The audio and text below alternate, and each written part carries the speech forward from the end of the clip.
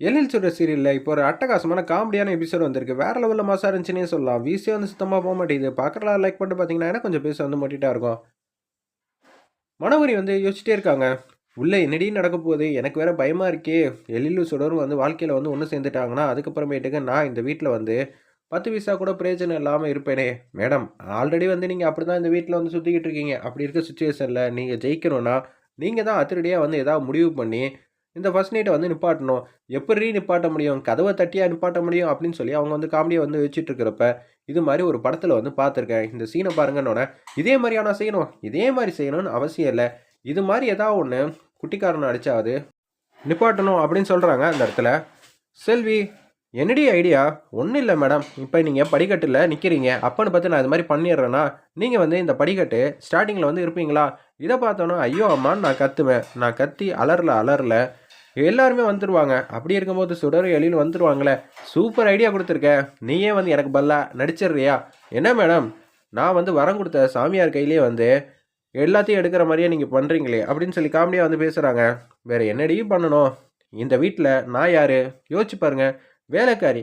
நான் ஏதாவது எனக்கு ஏதாவது பிரச்சனையாச்சுன்னா என்ன பண்ணுவாங்க? ஐயோ! அம்மாங்கிற மாரி எல்லாரும் ஃபீல் பண்ணிட்டு அப்படியே வந்து அவங்கவங்க வேலைய வந்து அவங்கவங்க சிறப்பா வந்து செஞ்சுட்டு இருப்பாங்க. அப்படி இருக்க சிச்சுவேஷன்ல மனோகரி யாரு? இந்த வீட்டோட எஜமானி. என்ன சொல்ற? எஜமானி இல்லனாலும் எழில் மனசுல நீங்க வந்து ஃப்ரெண்ட். அப்படி இருக்கும்போது உங்களுக்கு ஏதாவது ஆச்சுன்னா, நிச்சயம் இந்த விஷயத்த வந்து நிப்பாட்டிருவாங்கல்ல அப்படின்னு சொல்றாங்க. அப்படியா சொல்ற?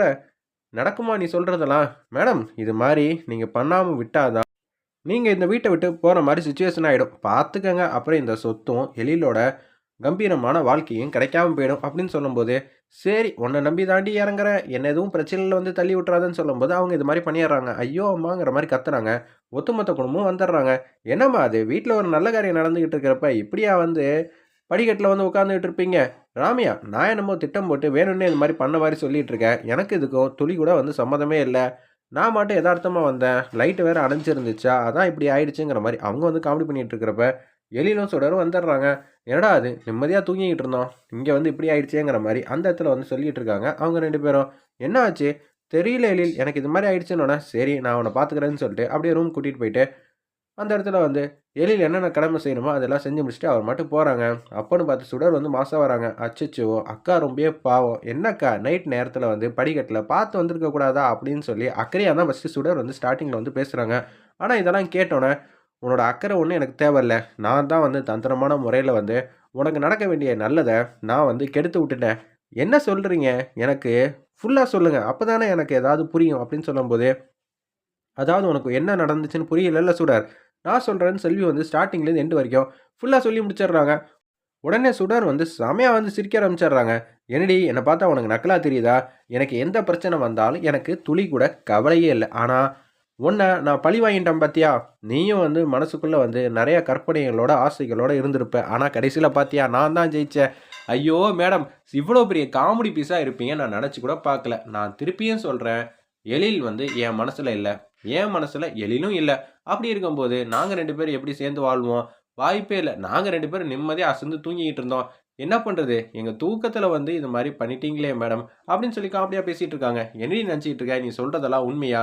எழில் என் மேல ஆல்ரெடி அவ்வளோ பெரிய கோவத்துல வந்து இருக்காரு.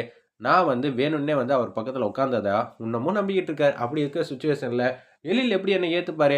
நான் பாட்டுக்கு நிம்மதியா தூங்கிக்கிட்டு இருந்தேன். அத போய் கெடுத்து விட்டீங்களே!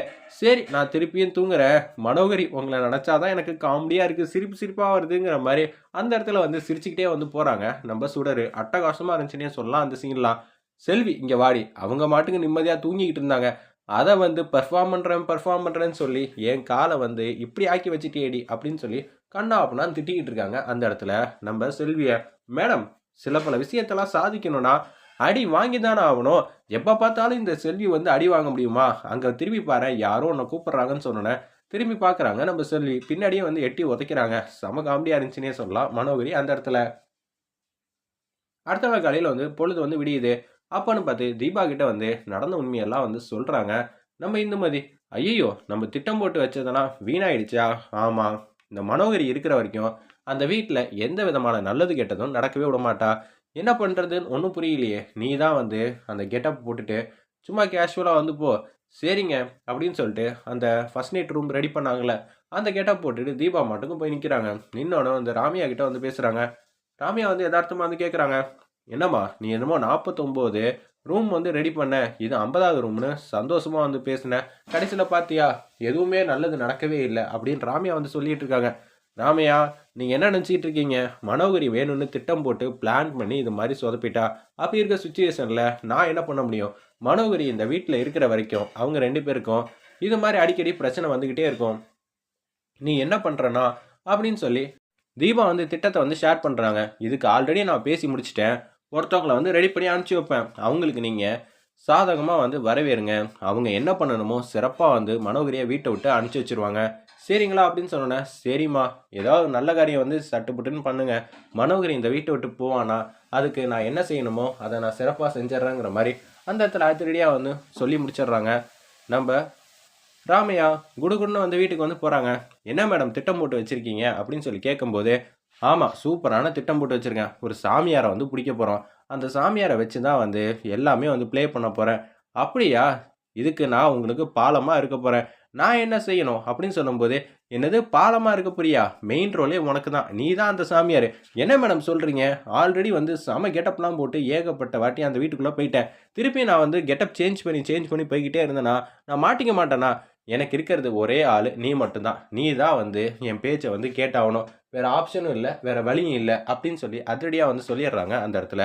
நம்ம இந்துமதி ஆவி, ஆமாம், நான் வந்து வாக்கப்பட்டல உன்கிட்ட, அதனால் மாட்டிக்கிட்டேன். நீ எவ்வளோ வேணாலும் என்னை திட்டிக்க. நான் என்னன்னு சொல்லி நிப்பாட்டுவேன். அதாவது சுடருக்கும் எழிலுக்கும் நடக்க வேண்டிய ஃபர்ஸ்ட் நைட் வந்து நின்னதுக்கான முக்கிய காரணம் மனோகரின்னு சொல்லிடு.